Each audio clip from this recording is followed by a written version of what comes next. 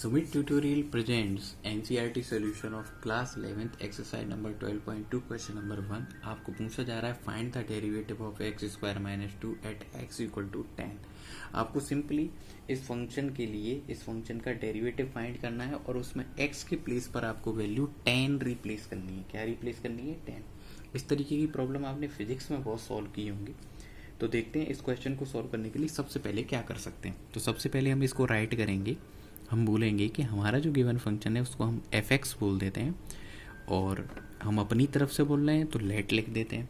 तो let f x is equal to x square minus 2।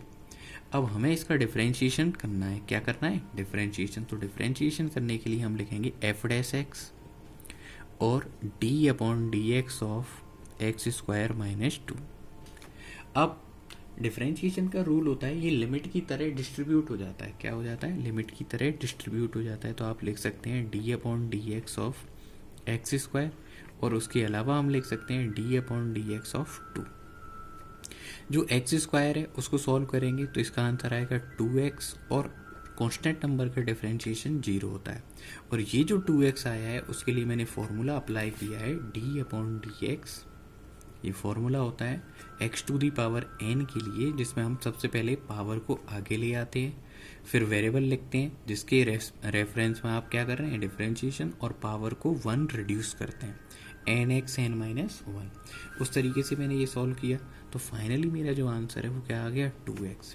अब ये तो एफ डैश एक्स का आंसर है और x की फॉर्म में आंसर है, लेकिन मुझे आंसर चाहिए नंबर्स की फॉर्म में। यानी मुझे x की जगह क्या रिप्लेस करना है? 10। मुझे x की जगह क्या रिप्लेस करना है? 10। तो put x is equal to 10 in f dash x. Derivative find करना है, इसलिए अब हम यहाँ से वैल्यू पुट करेंगे f dash 10 is equal to 2 multiply 10 और 10 टू जा क्या हो जाएगा? 20। इससे हमारा जो आंसर आएगा वो कितना आ जाएगा? 20 आ जाएगा। और इजीली हम इस क्वेश्चन को सॉल्व कर पाए। आई होप आपको ये एक्सप्लेनेशन अच्छे से समझ में आ गई होगी। आपको कोई भी दिक्कत रहती है तो आप कमेंट सेक्शन में कमेंट कर सकते हैं।